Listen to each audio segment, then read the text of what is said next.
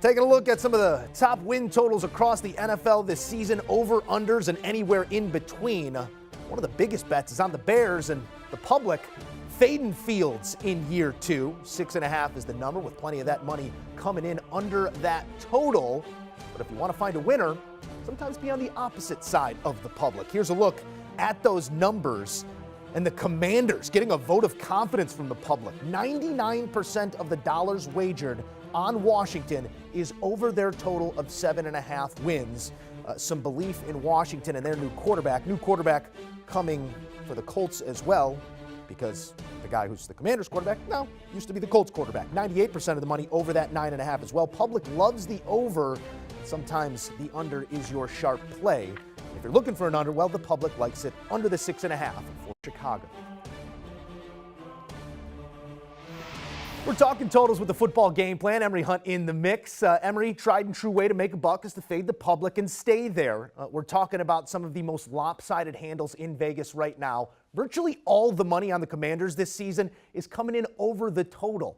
When you run that schedule, do you say 8 wins plus like everybody else? Yeah, and a lot of times the public is on the right side, because when you look at how these numbers are set, 7.5 to me with that roster, a better quarterback in Carson Wentz, much more stable offensive side of the football for him going into the season.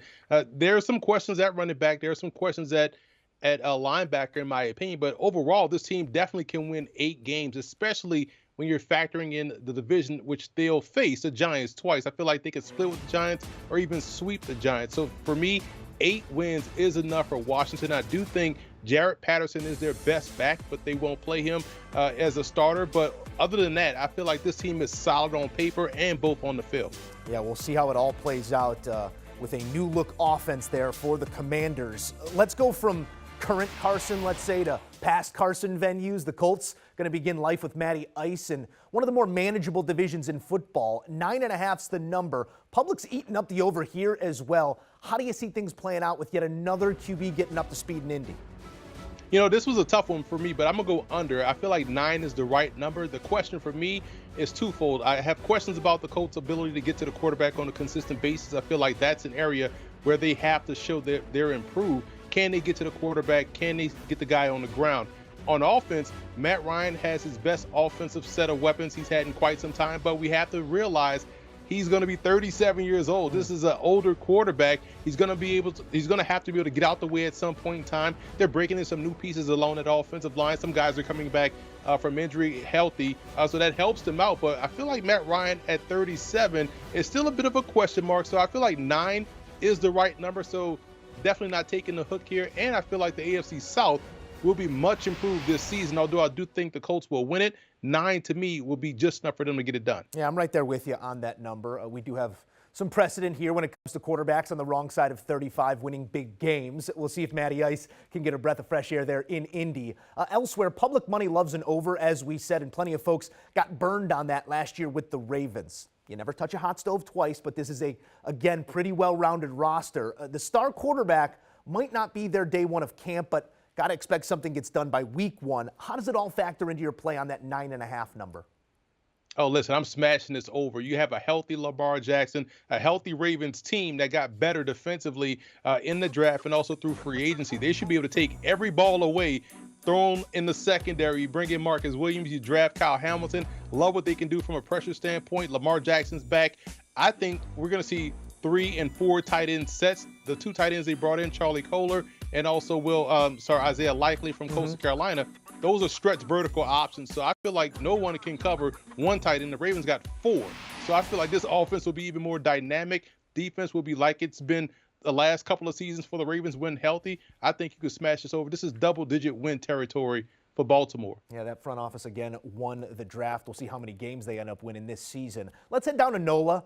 Emory, despite beginning life beyond Breeze last season, the Saints, they were still a 9-win team. In fact, they've eclipsed the 8-win mark every season since 2017.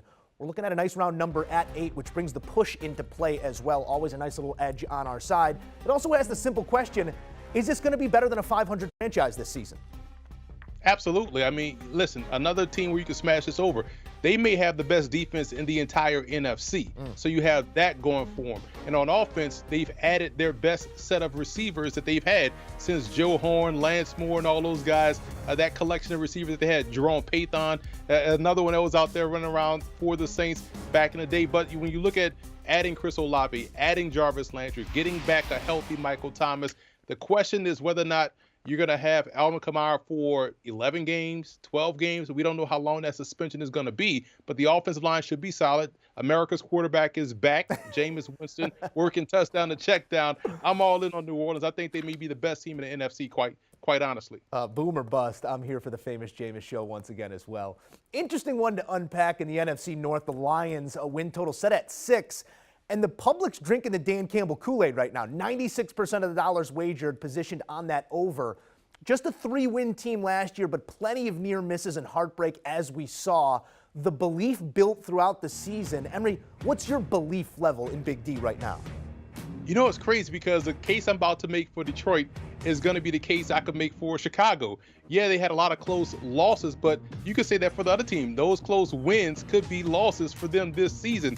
But I do like what they've done up front. Their offensive line, their run game will help them keep games close. Their improvement on defense, adding Aiden Hutchinson. I love what they've added on the second level as well. Their front seven should be strong this year, which should help that secondary get up to speed. So I think overall, just from a X's and O's standpoint, run game, good defense, that's going to win you some games. 7 is the magic number for Detroit. I think they can get 7 this season.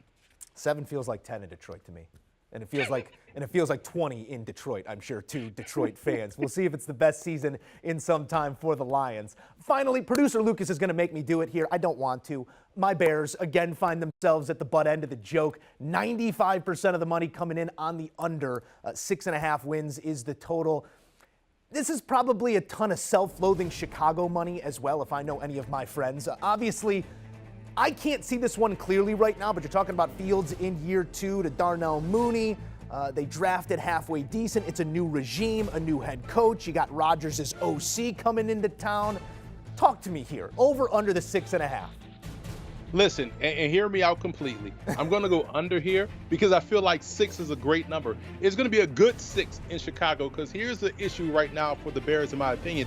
They're super young. They're young along the offensive line. They're young in their 2 deep along the offensive line. They drafted a lot of rookies, some very good ones, Braxton Jones, Jatari Carter. They've done a great job there bringing in some youthful talent, but they're young up front. So they got to find the right mix for those guys to grow together. Justin Fields going into the season as the starter, the known starter, building an offense around him should make this team better. So that's going to be a competitive 6 games, in my opinion. The hook is what scares me. I'm not going to go over that number because I just made the case for Detroit. They're young on offense. They're going to get better as the season go on. So 2023 is where we're going to say, hey, this could be a double-digit win team. Smash that over on the Bears. But right now, go under 6.5. I won't hold that against you, Emory. We appreciate the insight, as always. As we take a look at his plays, going over the 7.5 on the Commanders, under the 9.5 on Indy. The Ravens, a 9.5 win total as well. Emory sees that as a double-digits win team. And then when it comes to the Saints, a nice round number, which you don't often see. You're going to get that with the Saints and the Lions, which brings that push into play. You're going to pay the price there at -150 if you like it over the 8 the way Emory does. Playing the Lions over, good on you. And then my Bears under the 6.5. Can't hold it against them. Just keep Uno upright, please. Do you want a sports network that delivers everything that matters about the game? The highlights, the picks, the instant analysis. No yelling, no fake debates, no politics. Hit the subscribe button and never miss a moment.